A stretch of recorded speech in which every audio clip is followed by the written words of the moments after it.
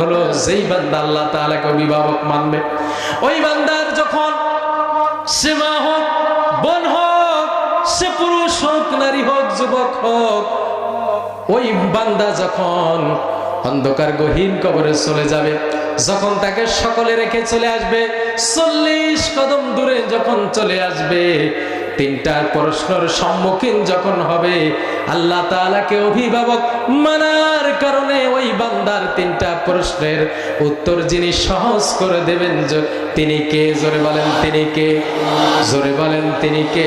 আল্লাহ রাসূল সাল্লাল্লাহু আলাইহি সাল্লাম এবার বললেন, ও সাহাবারা শোনো, 1 নম্বর পুরস্কার হলো কবরের ভিতরে তার কোনো ভয় নাই। আল্লাহ তাআলাকে অভিভাবক মানলে পরে তিনটা প্রশ্নের উত্তর আল্লাহ তাআলা সহজ করে দেবে।